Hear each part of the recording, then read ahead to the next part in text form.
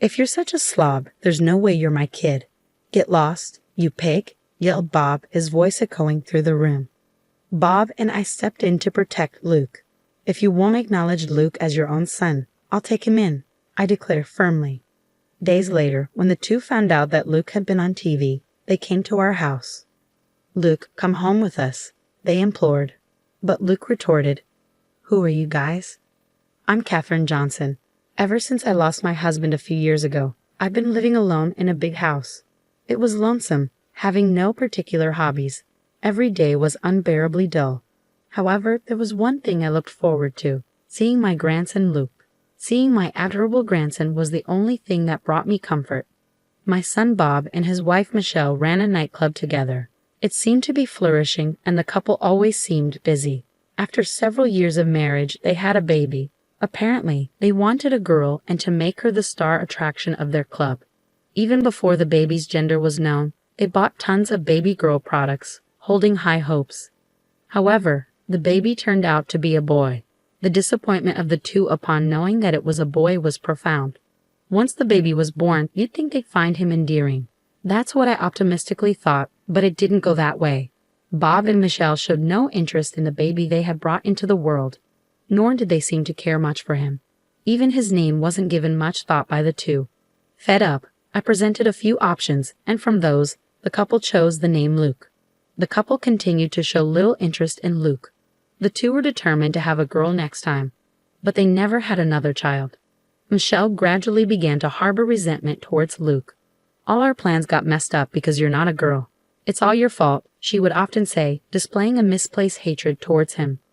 Moreover, led by Michelle, Bob too began to adopt a cold attitude toward Luke. If I had intervened at that point, maybe things wouldn't have turned out this way. Eventually, Michelle stopped making meals for Luke. Instead, she'd leave a $5 bill on the table every day before heading to work, not returning until the early hours of the morning. Luke spent the long hours from evening to night alone. Just imagine how daunting it must have been for a young child to wait alone for his parents' return. With the money Michelle left, Luke had been buying his meals at the convenience store. Still a young boy, Luke didn't consider things like nutritional balance and would often buy sweets and potato chips to eat. Furthermore, there were times when he would eat convenience store meals that were about to be discarded.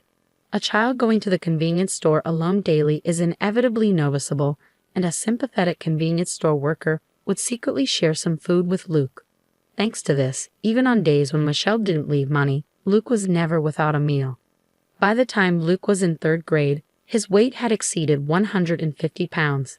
This was the result of his unhealthy diet of sweet bread, convenience store meals, and sweets every day. Bob and Michelle seemed displeased with this. Ever since Luke had put on weight, the two had been verbally abusive towards him. "Look at how fat you've gotten. Get a grip. You're not my child. You're just a fat burden. Get out. You're in the way." When I learned that they had said such things, it felt like my heart would burst. I often wondered how Luke felt hearing such harsh words from his father. Worried about him, I occasionally visited their house to check on him. From Bob and Michelle's tone, I had a hunch they were starting to resent Luke. I visited their home to confirm that they weren't doing anything terrible to him. One day, sadly, my fears came true. "There's no way a fat slob like you could be my child. Get lost, you pig." Bob's voice boomed as soon as I opened the door. Rushing towards the noise, I found Luke lying on the floor, his hand on his cheek, indicating Bob had hit him. "Bob, what are you doing?" I rushed over to Luke, pulling him towards me to shield him from Bob's rage. As I looked at Luke, he gazed back at me with a vacant expression, his eyes reflecting surrender. I regretted seeing such a young boy wear such a defeated look. Bob seemed unaware of my arrival, his eyes wide as if they were about to pop out. "Do you understand what you're saying? Luke is genuinely your child." I yelled at Bob. Though Bob is my son, I couldn't comprehend his actions. Even if Luke wasn't the daughter he had hoped for, I couldn't believe the treatment he was giving to his own innocent son. "If you don't acknowledge Luke as your child, I'll take him in," I declared firmly. Both Luke and Bob were taken aback by my sudden words. From there, the conversation moved rapidly, with Bob and Michelle seizing the opportunity to rid themselves of their problem. They eagerly accepted my proposal. "Thanks, Mom. Now I can concentrate on my business, right, Michelle?" Bob said, relieved. "Yes, thank you so much. Michelle added gratefully. On that day, a decision was made that changed the course of Luke's life. I took Luke in, the two of them said, their smiles the brightest I'd ever seen. Yet that smile made me sad. It made me realize how little they cared about Luke. I had been observing, thinking it would be best for Luke to be with his real parents, but I strongly regretted not taking him in earlier. On the hour-long way back to my house, Luke said, I'm sorry. I'll grow up fast and move out. What on earth was he saying? When I asked him, Luke replied with a stoic expression, You regret taking me in on a whim, don't you? You looked angry all along. I look angry. Luke nodded sadly. No, I regret not doing this sooner. I should have let go of my notion sooner that you must be happier to be with your real parents. Are you annoyed with me? Luke looked at me with anxious eyes. I tightly hugged him. No way. I know for sure that I love you more than those two. Luke seemed uncertain of how to react. He was freezing like a statue for a while. Then he mumbled softly, This is the first time I've been hugged. Tears welled up in my eyes, and I swore to myself that I'd make this kid happy no matter what. From that day on, Luke transformed into a lively and cheerful kid. He started laughing more than I could have ever imagined, and he also became more talkative. Every day when he returned home from school, he would help prepare dinner while excitedly sharing the day's events. You seem very cheerful today, Luke. Did something good happen? Do you know something funny happened today? While we were singing in music class, a sparrow flew into the room. The teacher was in such a frenzy. I was wondering why, and then she almost started crying, saying I can't handle birds. Remembering the events, Luke chuckled. He looked so cute and lovable that my heart melted. Since he started eating healthy meals at my place, Luke's physique became more standard. Although he maintained his childlike charm, his contours sharpened, making him look quite handsome. He shyly told me that the girls at school started talking to him more. Luke seemed happy every day, and I was relieved to see him that way. The day of the first parent-teacher conference since I took Luke and came, Luke's homeroom teacher made a suggestion. Why don't you have him take an IQ test at the hospital? This suggestion made me anxious. I felt like they were saying there was something wrong with Luke's intelligence. Is Luke falling behind the others? As I asked this, the teacher hurriedly waved his hands. No, it's the opposite. From my experience, I believe Luke may be gifted. I was a bit puzzled by the unfamiliar term gifted. According to the teacher, gifted refers to children who possess innately higher abilities compared to their peers. The teacher handed me a piece of paper. This is a graph showing the change in Luke's grades. At a certain point, Luke's grades shot up significantly. Sure enough, the graph showed a sudden upward trend.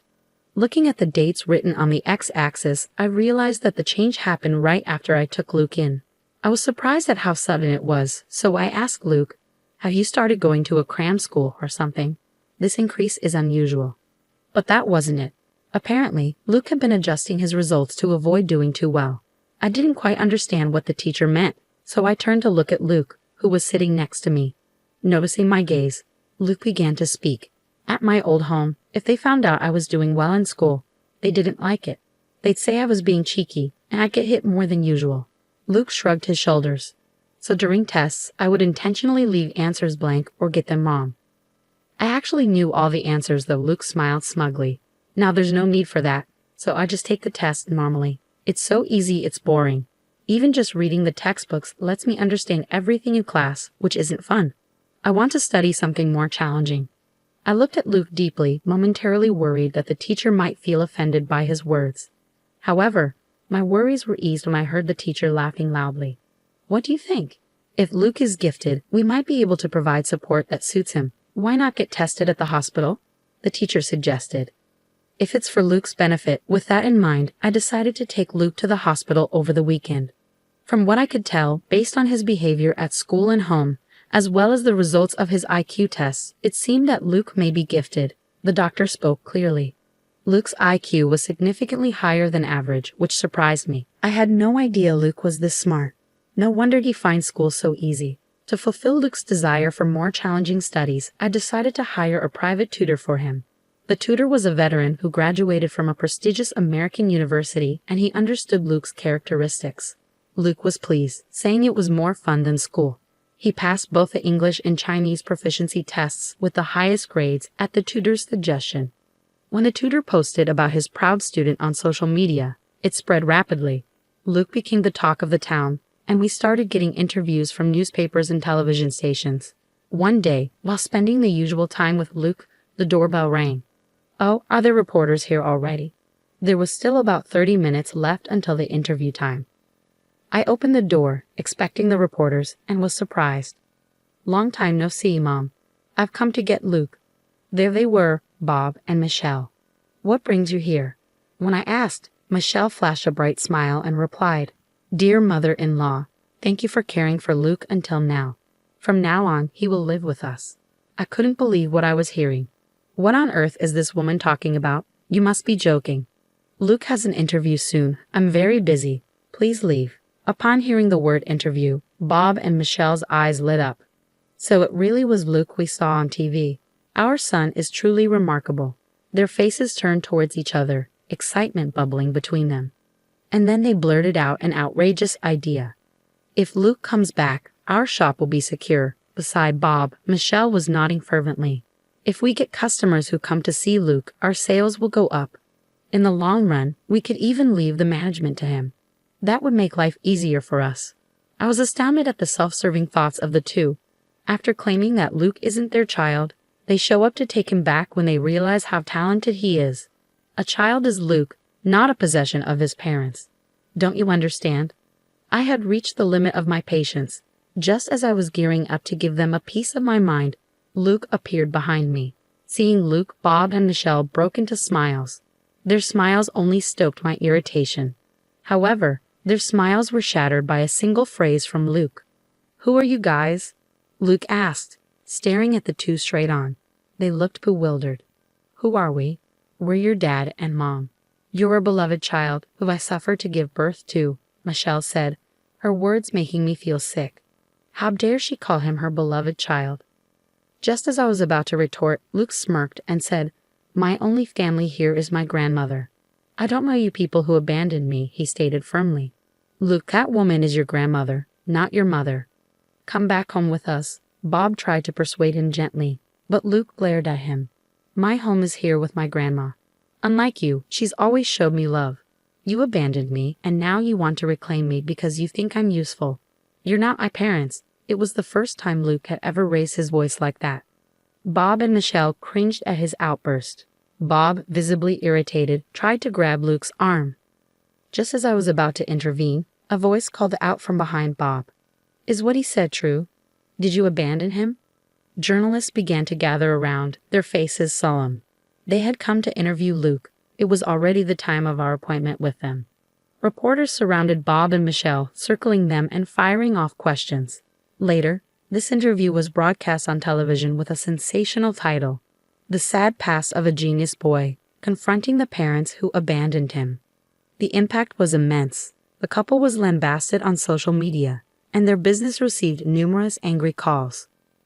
How could you abandon him just because he wasn't a girl? People demanded, "Don't try to manipulate your child for your own convenience." On top of the angry calls, crowds of people apparently gathered to see the faces of these terrible parents. Needless to say, business couldn't operate normally under these conditions. In desperation, Michelle reached out to her parents for help, only to receive a cold response.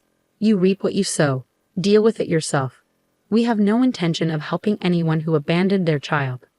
Bob and Michelle were universally scorned and abandoned. The two of them were reportedly upset, crying out, "Why is this happening to us?" Hopefully, this incident will be a wake-up call for them. Although given their current attitude, the prospects seemed bleak. After that incident, Luke and I quickly moved away. I wanted to cut ties with them. I couldn't stand going through this over and over.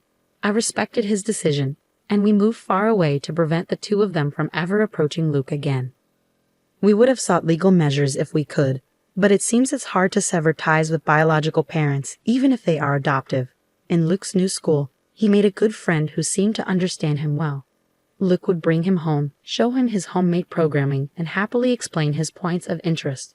While I found Luke's interests a bit hard to follow, his friend seemed to understand, listening attentively and nodding as Luke explained. From time to time, they would be engrossed in a discussion about programming. Seeing Luke so happy always made me feel glad we moved here. Thanks to his new friend, Luke has been able to live freely and happily every day. I hope they continue to get along well and support each other.